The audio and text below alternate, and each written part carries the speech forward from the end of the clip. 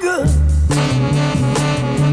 I knew that In 1965, James Brown took the stage and unleashed a performance that changed live music forever. Fueled by years of struggle and determination, he proved that rhythm had the power to move both bodies and souls. What you want, baby, I got it. 2 years later, Aretha Franklin transformed Respect into far more than a hit record. After years of being held back, she turned it into a timeless anthem of dignity, strength, and empowerment.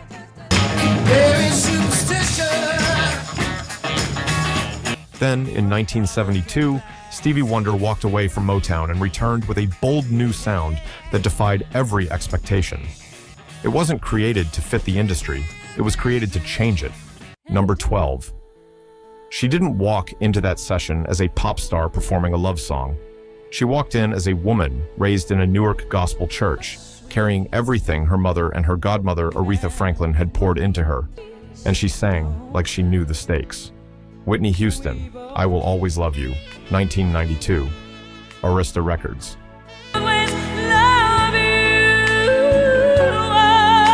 Whitney Houston grew up the daughter of gospel singer Cissy Houston and the goddaughter of Aretha Franklin. She sang in church before she ever touched a professional microphone. When Clive Davis signed her to Arista in 1983, he understood what most of the industry missed.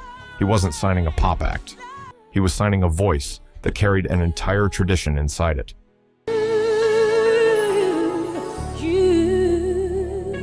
Producer David Foster stripped the arrangement almost bare, just Whitney's voice, a spare melody, and the full orchestra held back until the moment it was needed.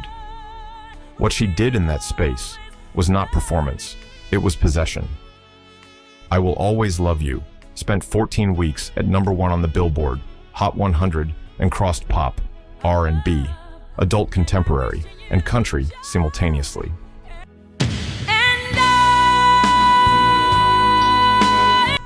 Whitney Houston proved that a voice rooted in Black church tradition could be the most commercially powerful force in the history of popular music.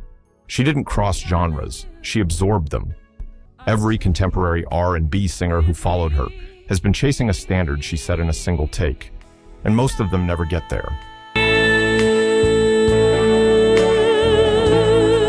The tragedy of what she lost in the years that followed makes those recordings feel even more precious. We can hear exactly what was possible when everything inside her was working at full power.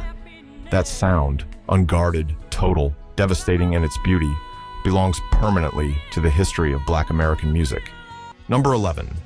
Prince Fechia's Purple Rain, 1984. Warner Brothers Records. The title track was a 6-minute guitar ballad that belonged to no category anyone could name. Prince performed the guitar solo live, in one take, at a Minneapolis club with cameras already rolling for the film.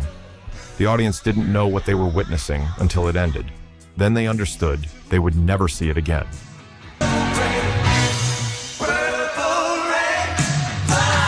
Prince proved that a Black artist could play every instrument, control every aspect of production, challenge the industry's ownership model, and build a body of work spanning funk, soul, rock, pop, and gospel without belonging fully to any of them.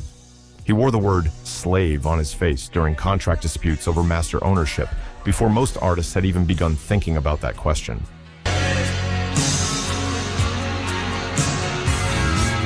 Decades before the artist ownership conversation became mainstream, Prince had already lived it, fought it, and refused to surrender.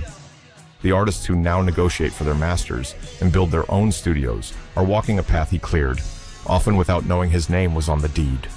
Number 10.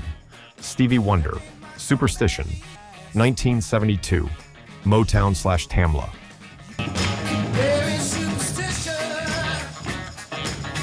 Stevie Wonder signed with Motown at 11. By 12, he had a #1 hit. By 21, he had walked out. His contract, signed by his mother when he was a child, locked most of his earnings in a trust fund and handed the label control over his creative direction.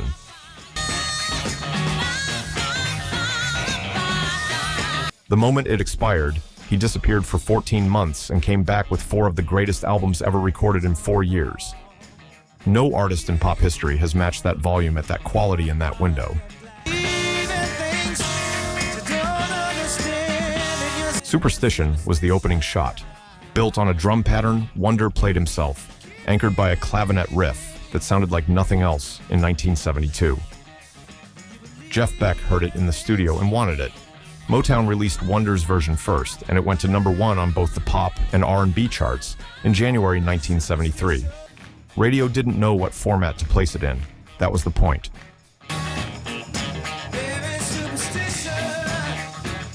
Stevie Wonder made the synthesizer a sole instrument. He made the concept album a legitimate R&B format. He proved that a child star could walk away from the machine that built him, disappear into his own creative universe, and return with work that redefined a decade.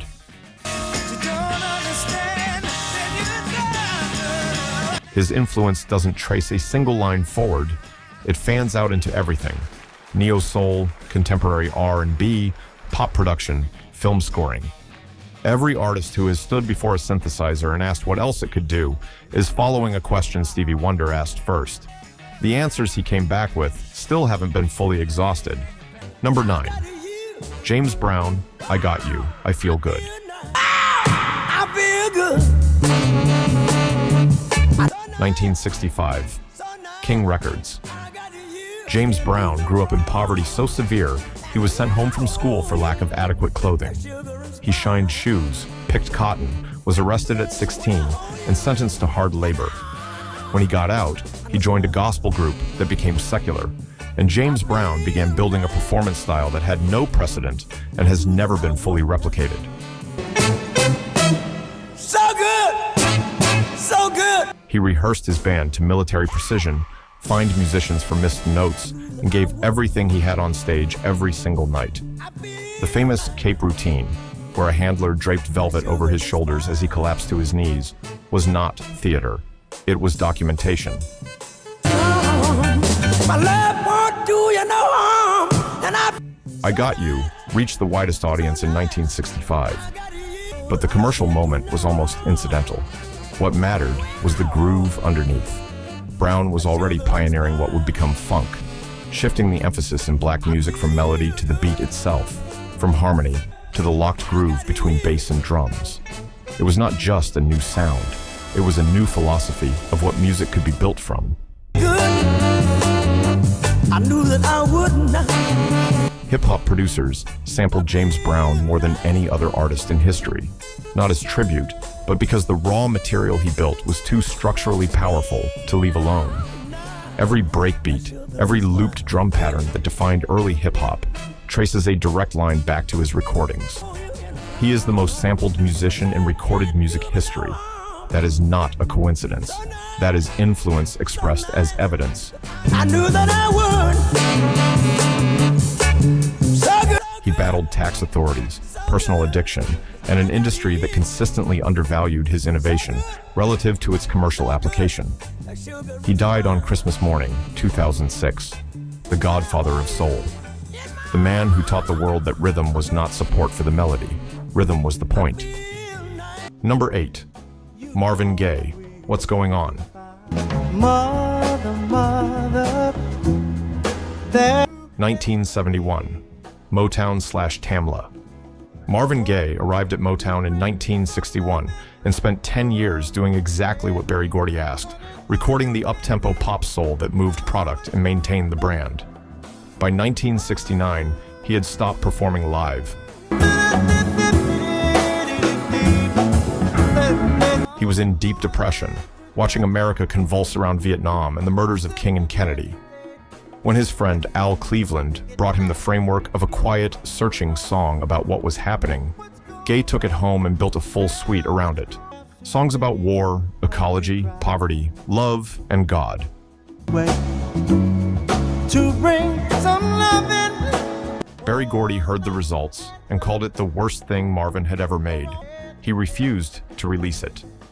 Gaye told Motown he would not record another note until they did. They pressed 1,000 copies as a test, expecting quiet failure. Within weeks, it was the fastest-selling single in Motown history.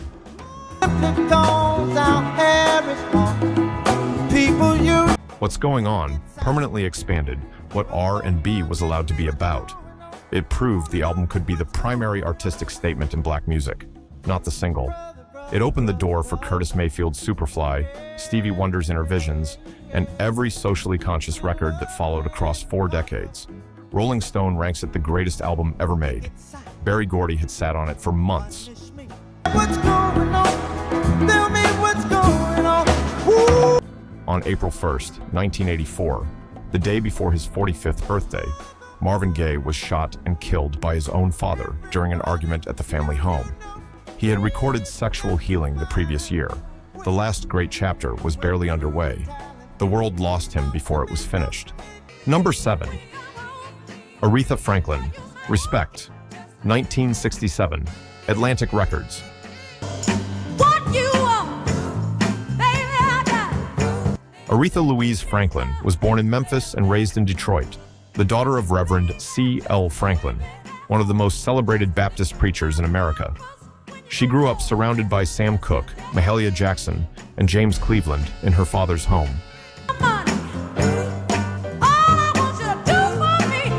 She did not learn to sing. She was assembled from it. Columbia Records signed her at 18 and spent 6 years trying to make her manageable, a jazz act, a nightclub attraction, a sophisticated crossover proposition. They were polishing a diamond and calling it decorating.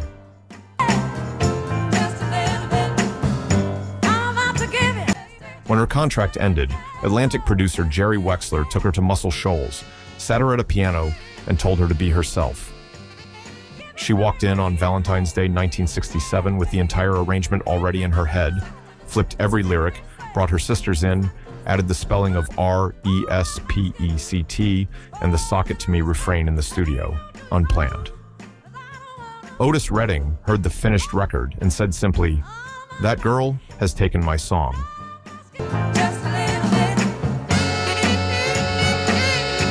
Respect reached number 1 on the Billboard Hot 100 and spent 8 weeks atop the R&B chart. It became simultaneously a civil rights anthem, a feminist declaration, and a gospel shout. 3 things at once, without being diminished by any of them. Rolling Stone ranked it the greatest song ever recorded.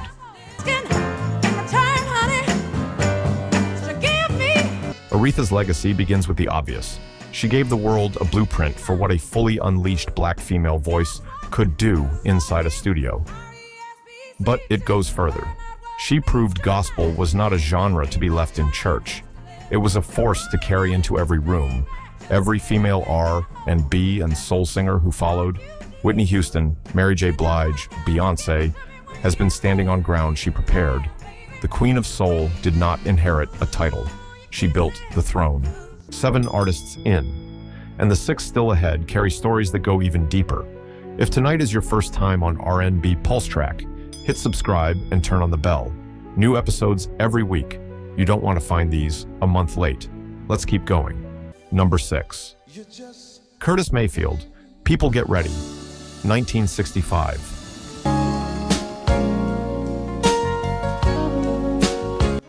Curtis Mayfield grew up in the Cabrini Green housing projects on Chicago's North Side, taught guitar at 7, writing songs as a teenager that no commercial R&B label knew what to do with. Gentle, gospel-rooted, and carrying a social awareness most labels carefully avoided. Would hurt all mankind just to save us. People Get Ready, released in 1965, was a civil rights anthem delivered as a gospel train. It did not shout. It simply described a journey and let the meaning live underneath the melody. Martin Luther King Jr. called it his favorite song.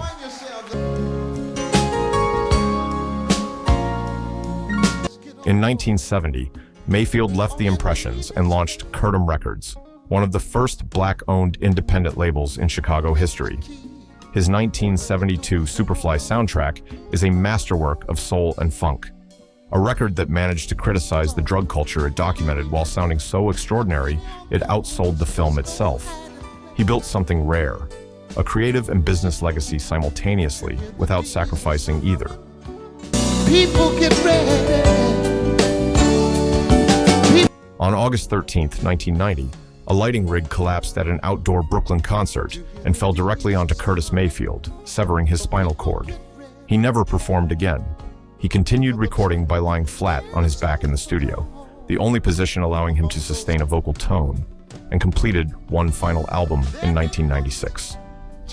He died in 1999. The gentleness never left his voice, not even at the end. You don't need no ticket.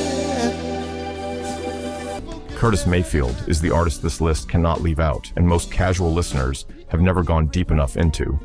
His influence moves through gospel, soul, funk, and hip-hop in a quiet, persistent current. Rappers sampled him. Neo-soul artists studied him. Filmmakers came to him for music that told the truth about the street without celebrating its destruction. He gave them all what they needed from a studio floor. Number 5, Ray Charles. Georgia on My Mind, 1960. ABC Paramount. Ray Charles Robinson was born in Albany, Georgia in 1930 and lost his sight progressively between ages 4 and 7. His younger brother drowned in a washtub while Ray watched, too small to save him. His mother died when he was 15.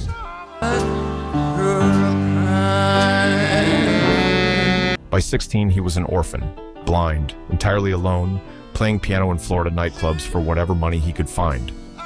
What he built from that foundation was not a music career. It was an act of cultural synthesis no one had attempted before. He took gospel, music many Black Americans considered too sacred for secular use, and combined it with rhythm and blues, jazz, and country. He did it at a time when such combinations were considered offensive on both sides of the cultural divide. Gospel purists called him a blasphemer. Country audiences didn't know what to do with a black man recording Hank Williams. He recorded anyway.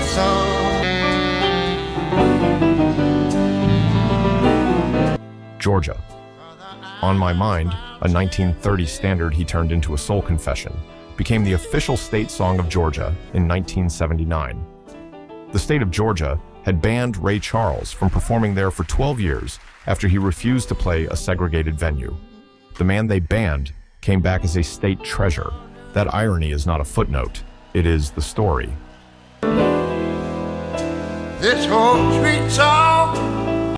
Ray Charles is the figure from whom almost everything in this documentary descends. James Brown named him as an influence. Stevie Wonder studied him. Sam Cooke watched him cross from gospel to secular and understood it was possible. Aretha grew up hearing his records in her father's house. He was not the first to make R&B. He was the first to understand that R&B was not a genre. It was a container, large enough to hold everything human beings had ever felt. Number 4. The next artist was shot and killed at 33. We already know how that story ends. What most people have never fully understood is everything that came before that final night. Sam Cooke. A Change Is Gonna Come, 1964. I was born by the river. Sam Cooke was born in Clarksdale, Mississippi, and raised in Chicago, where his father was a Baptist minister. He became lead singer of the Soul Stirrers, the most celebrated gospel quartet in America, and in 1957 left gospel for a pop song called You Send Me that went to number 1. But I know change. He became the first major gospel star to successfully cross into secular music, opening a door that Aretha Franklin, Marvin Gaye, and Al Green would walk through in the decade that followed. But Cooke was building something larger. He founded his own publishing company and Sayar Records in 1960, one of the first black artists in the modern era to own his music and control his business. A change gonna come. He mentored Bobby Womack, Billy Preston, and Lou Rawls. He understood that ownership was not a business preference. It was the difference between building something lasting and performing indefinitely for someone else's benefit. A Change Is Gonna Come was written after Cooke and his entourage were turned away from a whites-only Louisiana motel in 1963, and written in response to Bob Dylan's Blowin' in the Wind, a song Cooke heard and felt disturbed by. I don't know what's up there. A white man from Minnesota had written the defining civil rights anthem. Cooke went home and wrote his answer. Recorded with a 60-piece orchestra in December 1964, it was the most ambitious recording of his career. He was killed on December 11th, 1964, before it was released as a single. No! The circumstances, shot by a motel manager who claimed self-defense, have been disputed ever since. The song entered the charts 2 weeks after his funeral. Barack Obama played it during his 2008 presidential victory. It is the sound of a man who knew change was coming and did not know he would not be there to see it. Number 3. The Architect. The songwriter who built the internal language of Motown before most of the world knew Motown existed. Smokey Robinson. The Tracks of My Tears. 1965. People say I'm the life. Smokey Robinson grew up in Detroit in the same neighborhood as Berry Gordy. He was the one who convinced Gordy to start a record label rather than a publishing company. He was the first artist signed to what became Motown, and for over a decade, the most important songwriter in the building, writing not just for the Miracles, but for the Temptations, Mary Wells, Marvin Gaye, and the Four Tops.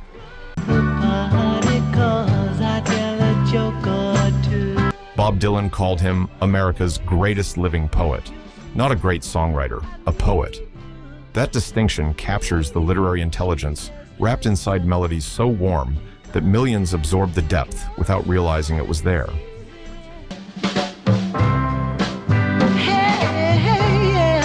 The Tracks of My Tears, written in 1965 with Pete Moore and guitarist Marv Tarplin, built its central idea around one of the most sophisticated emotional observations in pop songwriting at that point. That a man's tears are hidden behind his public smile, that the clown performing for the crowd is quietly devastated underneath. It is a song about the gap between what we show the world and what we actually feel. That gap never closes.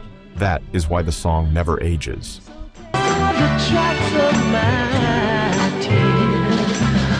Smokey Robinson wrote My Girl for the Temptations, specifically for David Ruffin's voice, not the group. He wrote My Guy for Mary Wells, the first Motown single to reach #1 on the Billboard Hot 100. He wrote hit after hit for Marvin Gaye. He was not filling a catalog. He was a songwriter who understood each voice individually and shaped songs to reveal what was most extraordinary about that specific person. If you see me with another girl, seeming like I'm He stepped back from performing in the early 1970s, returned in 1979 with Cruisin', his first solo top 10 at 39, and is still performing today. He has been doing this since Eisenhower was president. The songs he wrote in the 1960s still sound like they were finished yesterday morning. Number 2. From Detroit's hallways to San Francisco, where a man with a wide smile and an afro was about to blow the entire structure of American popular music wide open. Sly and the Family Stone, Everyday People, 1968.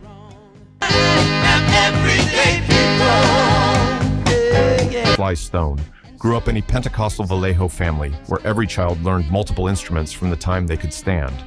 He was recording gospel professionally by 4. By his early 20s, he was a San Francisco radio DJ, developing an instinct for what black music could sound like when it stopped following inherited rules and started writing its own.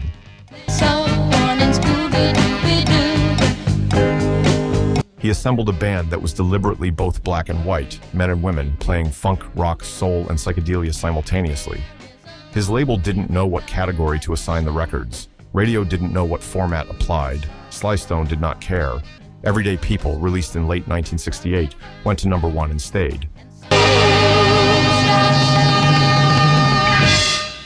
Its message, that the categories used to divide human beings are arbitrary and meaningless, arrived in the middle of one of the most violently divided years in American history. It was not a protest song in the conventional sense. It was a celebration dressed as a statement, making its point by refusing to sound angry about it. That restraint was more radical than fury would have been.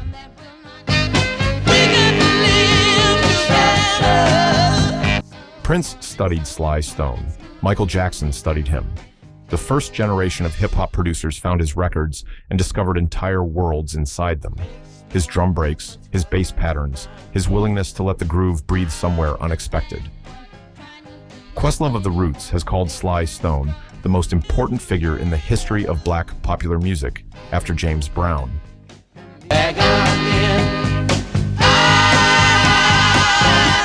What broke Sly Stone personally, the addiction, the paranoia, the decades of self-destruction, is one of the great ongoing tragedies in American creative history.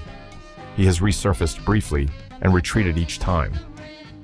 The music he left in those few extraordinary years between 1967 and 1973 remains inexhaustible. Artists are still pulling things out of it that haven't been named yet. Number 1, and now, the one from whom the entire tradition we have traced tonight flows forward and backward at the same time. Otis Redding, Try a Little Tenderness. 1966. Oh, she may be weary.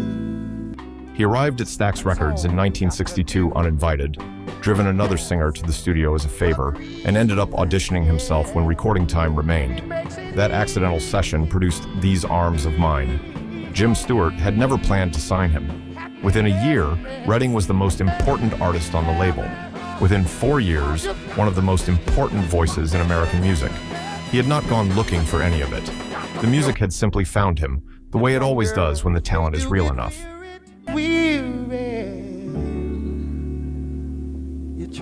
Try a Little Tenderness, recorded in 1966 with Booker T and the MGs and the Memphis Horns, is the performance that most completely captures what Otis Redding was. The song had been a gentle standard since the 1930s. He began it quietly, as if handling something fragile. Then over 4 minutes, he built it into something that sounded like the entire history of Black American feeling, compressed into one human voice. Members of the Stax House Band said it was the performance that showed them what was possible when everything aligned perfectly. These were professionals who had played thousands of sessions. They knew the difference when they heard it. The Monterey Pop Festival performance of June 1967, filmed and preserved, is the greatest live soul performance ever captured on camera. A little bit sentimental. He had just broken through to the widest possible audience. Then 3 days after recording Sitting on the Dock of the Bay, his plane went down into Lake Monona, Wisconsin. He was 26. We opened this documentary with that lake. We close with the man who lived before it.